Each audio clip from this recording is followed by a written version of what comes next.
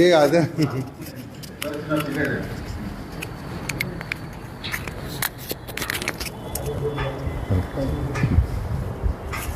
ಮತ್ತೆ ಇಲ್ಲಿ ಬಂದು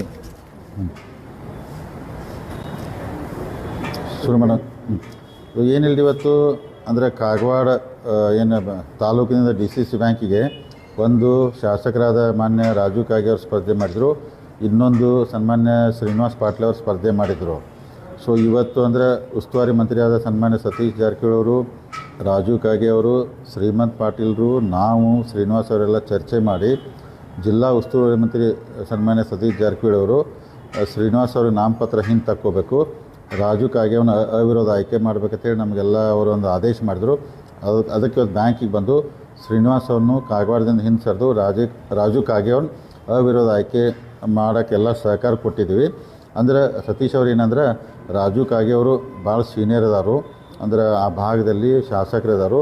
ಶ್ರೀನಿವಾಸ್ ಅವ್ರಿಗೆ ಮುಂದೆ ಅವಕಾಶ ಐತಿ, ನಾವು ಮಾಡೋಣ. ಆದರೆ ಅವ್ರನ್ನಂದ್ರೆ ಅವ್ರ ಹಿರೇತನ ಮತ್ತು ಸ್ವಲ್ಪ ಅವ್ರ ಹೆಲ್ತ್ ಇಶ್ಯೂ ಎಲ್ಲ ಇರೋದ್ರಿಂದ ಅವ್ರಿಗೆ ಭಾಳ ಇಲೆಕ್ಷನ್ ಓಡ್ಸಾಡಿ ತ್ರಾಸು ಕೊಡೋಕೆ ಹೋಗ್ಬೇಡ್ರಿ, ಅವ್ರಿಗೆ ಸಹಕಾರ ಕೊಡೋಣ ಅಂದ್ರೆ ಮಾನ್ಯ ಉಸ್ತುವಾರಿ ಸಚಿವರ ಅಂದ್ರೆ ಆದೇಶ ಮೇರೆಗೆ ರಾಜು ಕಾಗೆ ಅವ್ನ ಅವಿರೋಧ ಆಯ್ಕೆ ಮಾಡಿದ್ದೀವಿ.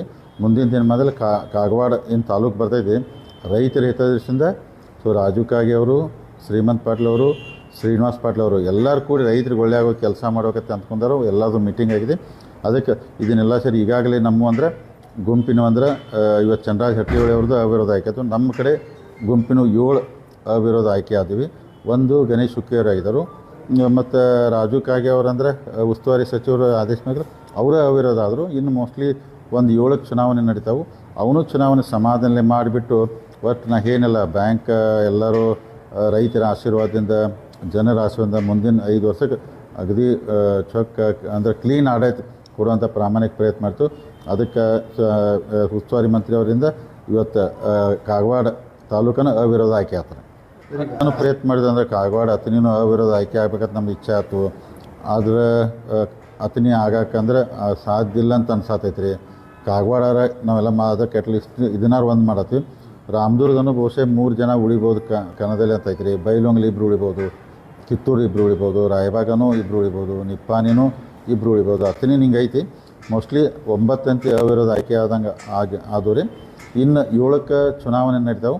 ಅವು ಚುನಾವಣೆ ಎಲ್ಲರೂ, ಯಾಕಂದರೆ ಎಲ್ಲ ನಮ್ಮವ್ರ ಇರ್ತಾರೆ ಸಮಾಧಾನದಲ್ಲಿ ಶಾಂತಿ ಎಲೆಕ್ಷನ್ ಮಾಡೋಣ.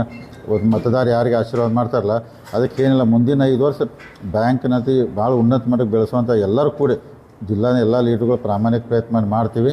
ಅದಕ್ಕೆ ಇವತ್ತು ಅಂದರೆ ಸನ್ಮಾನ್ಯ ಸತೀಶ್ ಜಾರಕಿಹೊಳಿ ಉಸ್ತುವಾರಿ ಮಂತ್ರಿಯವರ ಆದೇಶದ ಮೇರೆಗೆ ಕಾಗವಾಡ ತಾಲೂಕನ್ನು ರಾಜು ಕಾಗೆ ಅವನ ಅವಿರೋಧ ಆಯ್ಕೆ ಮಾಡ್ತಾಯಿದ್ವಿ.